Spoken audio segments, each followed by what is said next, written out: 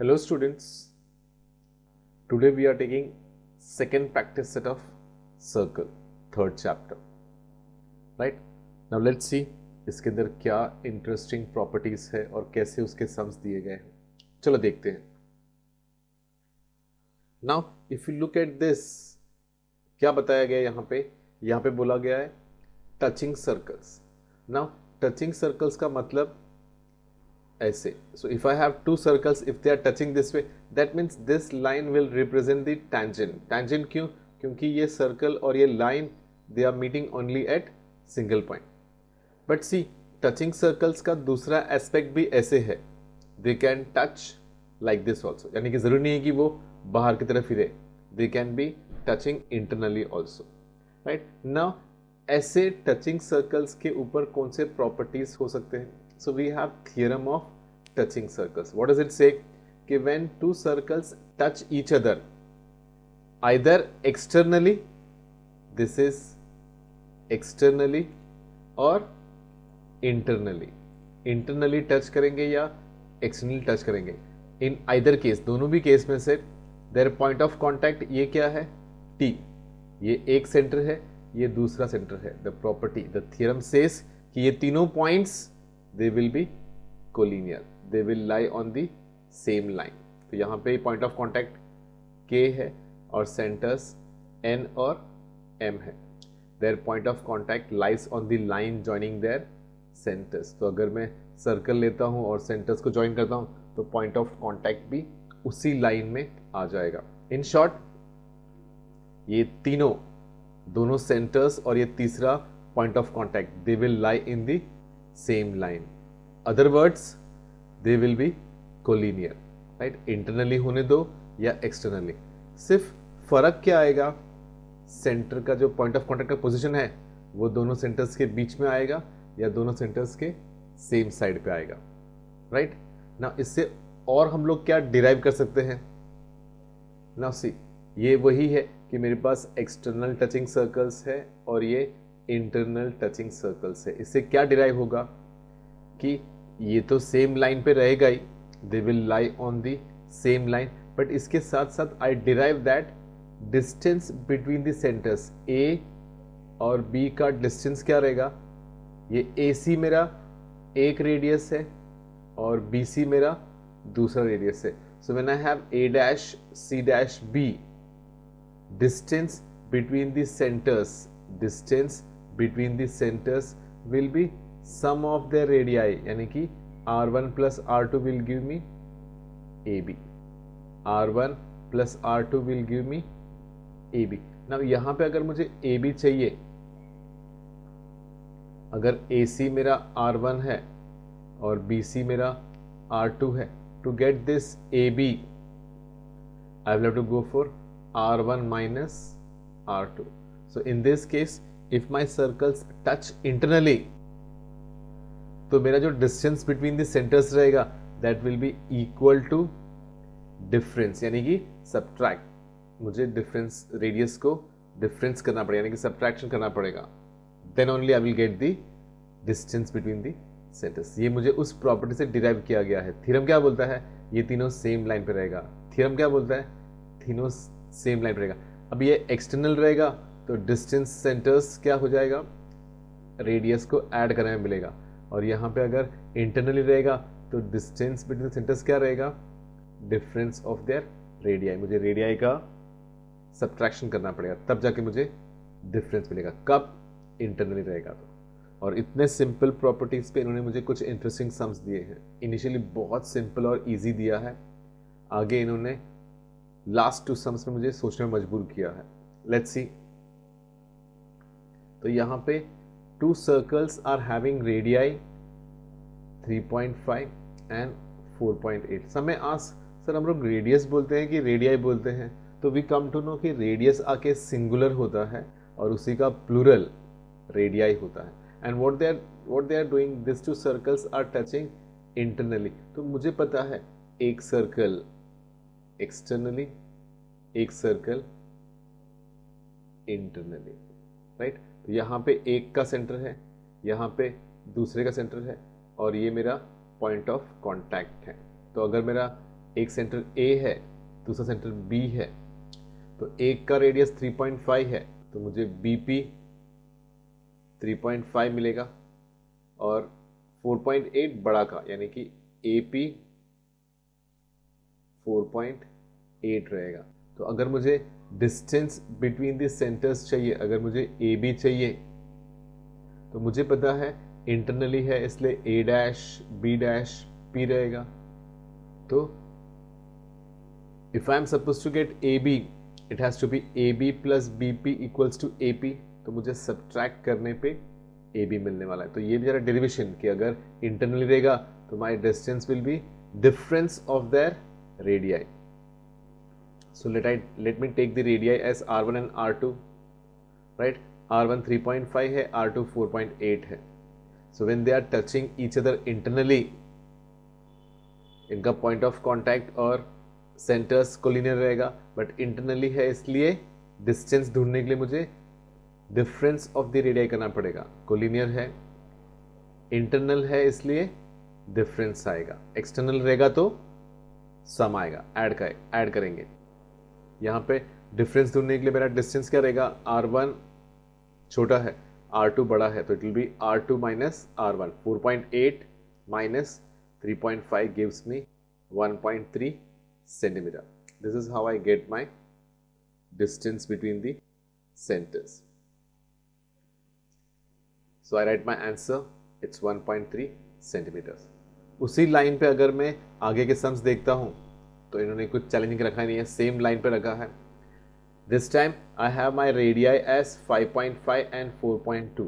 ये मेरा R1 और R2 रहेगा, एक्सटर्नली टच कर रहा है and I am suppose to find the distance. तो मुझे प्रॉपर्टी याद है, थ्योरम क्या बोलता है कि अगर कोई सर्कल्स टच करते हैं तो उनका सेंटर और point of contact will be collinear, will be in same line, and since they are external, my distance between the center will be sum, यानी कि मुझे उनका रेडियाई को ऐड करना पड़ेगा। So if I take my radii as R1 and R2, I tell them one is 5.5 and 2 is 4.2, and since they are touching, the points will be collinear, and since they are touching externally, my distance between the centers will be sum of the radii. Externally touch कर रहे हैं, right. Collinear रहेगा पहले और फिर sum रहेगा। I will be having equal to the sum. क्या equal to sum रहेगा, distance between their centres will be sum of their radii. तो अगर मैं R1 और R2 को प्लस करता हूँ 5.5 और 4.2, I get 9.7। So I can say my distance between the centres will be 9.7 centimetre. मिल गया, कूल। तो ये दो सम्स बहुत ही सिंपल और इजी रखे थे। अगर मैं नेक्स्ट सम देखूं तो यहाँ पे मुझे कुछ सॉल्व करने को नहीं बोला है, सिर्फ बोला है if my radii is 4 centimetre and 2.8 centimetre. तो अगर एक्सटर्नली ढूंढते हैं तो डिस्टेंस ऐड होगा, इंटरनली ढूंढते हैं तो डिस्टेंस सब्ट्रैक्ट होगा। बट यहाँ पे मुझे डिस्टेंस ढूंढने को बोला ही नहीं है, सिर्फ बोला है ड्रॉ द फिगर्स, सिर्फ मुझे ड्रॉ करना है। So I will draw one of the figure when they touch externally. तो मेरा 4 और 2.8 will look like this, and if they ask me the distance it will be 4 plus 2 6.8 रहेगा distance, and when they touch internally तो ये अंदर की तरफ आ जाएगा, right। if they ask me the distance between the centers, ये जो OP ढूंढने करेगा, it will be 4 minus 1 2.8, right। अगर पूछा तो सब्ट्रैक्ट करना, यहाँ पे नहीं पूछा है, सिर्फ मुझे ड्रॉ करने को बोला है। तो ये मेरे एक्सरसाइज के सबसे सिंपल सम्स थे। Let's proceed further, let's see आगे क्या है। So this is going to make me think. बहुत सिंपल है बट फिर भी करते हैं। नाउ सी, यहां पे क्या बोला है, this circle with centre P and this circle with centre Q touch each other externally at point R। तो ये एक्सटर्नल टचिंग सर्कल्स है, तो मेरे प्रॉपर्टी के हिसाब से P, R और Q कोलिनियर रहेगा, राइट। तो मुझे क्या प्रूव करना है, AP, this AP is parallel to this BQ, right? कैसे करेंगे? Now see, मुझे पता है ये और ये congruent है. So if I take AP and if I take BQ, एक तो ये PQ ज्वाइन होता है और दूसरा AB ज्वाइन होता है, right? This is R. Now if I look AP और PR क्यों कॉन्ग्रुएंट है? रेडियस ऑफ सेम सर्कल है. So this x1 and x2, what will they do? They will form congruent angles by isosceles triangle theorem. दोनों sides congruent है तो x1 और x2 congruent रहेगा. Same way इस circle के अंदर ये दो रेडियाइज कॉन्ग्रुएंट रहेंगे. So when this two radius are equal, my opposite angles y1 will be equal to y2. पहले मुझे मिला x1 equals to x2, फिर मैंने ढूंढा y1 equals to y2. Now if you observe x2 and y2, they are vertically opposite angles. तो मेरा x2 और y2 अगर इक्वल रहेगा, ऑटोमेटिकली ये जो मेरा x1 है और ये y1 है वो भी इक्वल रहेगा. So if you look in this perspective, this angle x1 and this angle y1, it forms alternate angles. So मैं alternate angles test से AP parallel to BQ बोल सकता हूँ, right? This will be my proof. Now इसका steps, अच्छा सिर्फ एक ही चीज़ नहीं पूछा है, मुझे triangle APR similar to triangle RQB पूछा है, और भी कुछ पूछा है कि अगर RQB, sorry, I'm supposed to find this RQB if my PAR is 35. चलो वन बाय वन लेते हैं. पहले AP parallel to BQ prove करते हैं, राइट? चलो what we have, P dash R dash Q external touching circles के theorem से I will get my point of contact and centres collinear. Collinear रहेगा तो P dash R dash Q. उसके बाद in triangle PAR मेरा दोनों PA और PR radii of same circle रहेगा, तो आइसोसेलेस ट्राइंगल थ्योरम से ऑपोजिट एंगल्स कॉन्ग्रुएंट रहेगा. तो मेरा PAR और PRA x1 और x2 आइसोसेलेस ट्राइंगल थ्योरम से कॉन्ग्रुएंट हो जाएगा. नाउ इन ट्राइंगल QRB भी सिमिलरली मैं रेडियाई ऑफ सेम सर्कल लूंगा और फिर आइसोसेलेस ट्राइंगल थ्योरम से ऑपोजिट एंगल्स QRB और QBR congruent लूंगा. Now with this two pairs, now when I look at x2 and y2, x2 is this PRA and this y2 is QRB. तो ये PRA और QRB क्या है? Vertically opposite angles है. तो ये 1 में आइसोसेलेस ट्राइंगल, 2 में भी आइसोसेलेस ट्राइंगल और ये 3 में I get this vertically opposite angles. तो ये तीनों फर्स्ट, सेकंड एंड थर्ड से I will get all the 4 angles equal to each other. पहले तो PAR और QBR कॉन्ग्रुएंट रहेगा, तो ये PAR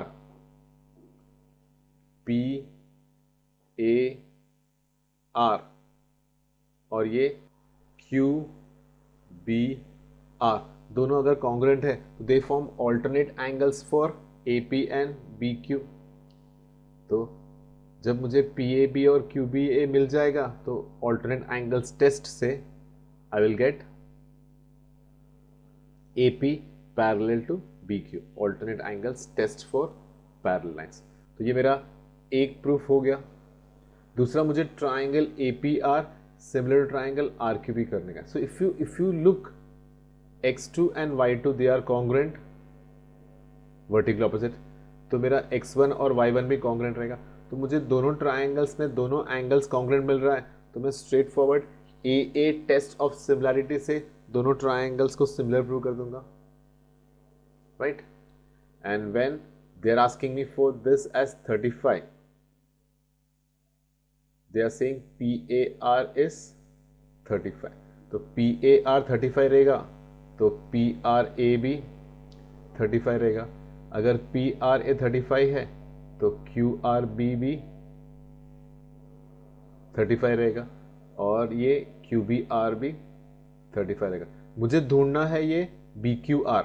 if I look at this BQR in this triangle, BQR ये R 35 है, B 35 है, so sum of the measures of angles का प्रॉपर्टी यूज करूंगा।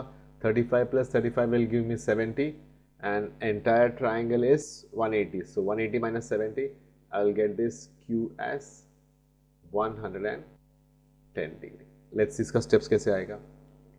तो इफ यू लुक, मैंने ये चार एंगल्स को कॉन्ग्रुएंट प्रूव कर लिया है।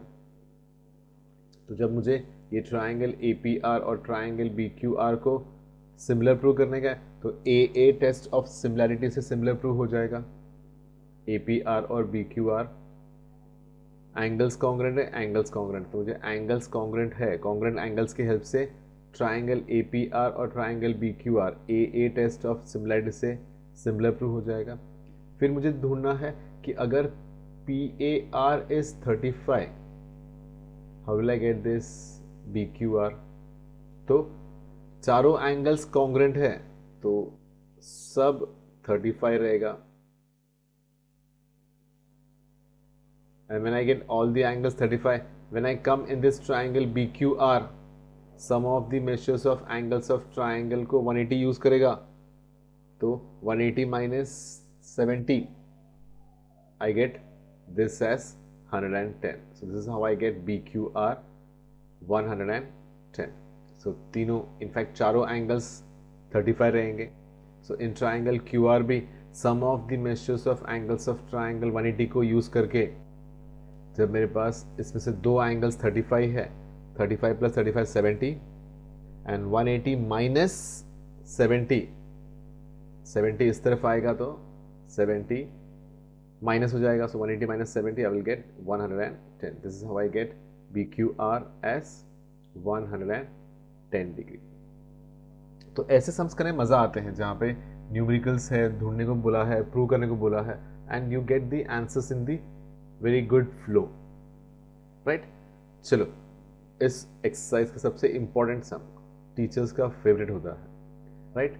नाउ ऐसे सम्स का सबसे बड़ा चैलेंज होता है construction, right. So what they have given me, they have given me to circles with centre A and B, this CD is common, तो यहाँ पे एक पॉइंट है, यहाँ पे एक पॉइंट है, this has become a common tangent. AB centres है and they are externally touching circles at point E, तो external touching point circle का प्रॉपर्टी आएगा, तो A', E', B कोलिनियर आएगा। Now what they have told me, इसका radii 4 है, इसका radii 6 है, मुझे CD ढूंढने का है। I am supposed to find CD. So what I will do, I will join this AC, I will join this BD, I will join this AB, right? When I join this AC, join AC, तो AC join करने पे ऐसे होएगा, BD join करने पे ऐसे होएगा, AB join करने पे ऐसे। Now if this is 4, this AE also will be 4, this BE is 6, so this BD also will be 6, right? Now external touching circle से मुझे ये A', E', B कोलिनियर है, तो मुझे AB 10 मिल जाएगा, right? Let's see. So A', E', B theorem of touching circles, AE और AC 4 है, BE और BD 6 है, तो ये AE और EB कोलिनियर है, इसलिए उससे पहले टैंजेंट थ्योरम कि रेडियस और टैंजेंट परपेंडिकुलर है, right. In quadrilateral AMDC I am going to construct AM perpendicular to BD। तो ये परपेंडिकुलर ड्रॉ करने से क्या होगा, इस क्वाड्रिलेटरल AMDC के अंदर ये एंगल 90, ये एंगल 90 और ये कंस्ट्रक्शन से 90। तो जब क्वाड्रिलेटरल का 3 एंगल्स 90 है और sum of the measures of the angles of quadrilateral 360 होता है, तो 360 फॉर्म करने के लिए ये एंगल AB राइट एंगल हो जाएगा, राइट एंगल होने से ये रेक्टेंगल हो जाएगा, रेक्टेंगल होने से ऑपोजिट साइड्स कॉन्ग्रेंट रहेगा, तो my AC will be congruent to DM, AC अगर 4 है DM भी 4 हो जाएगा, और सेम मेरा AM कॉन्ग्रेंट टू CD रहेगा, रेक्टेंगल हो गया इसके लिए, राइट। तो ये 6 है, ये 4 है, तो B', M', D से ये BM2 हो जाएगा। मुझे ढूंढना है CD, so what I will do, I will use Pythagoras theorem in this triangle AMB, right. Pythagoras theorem से फिर मुझे मिल जाएगा,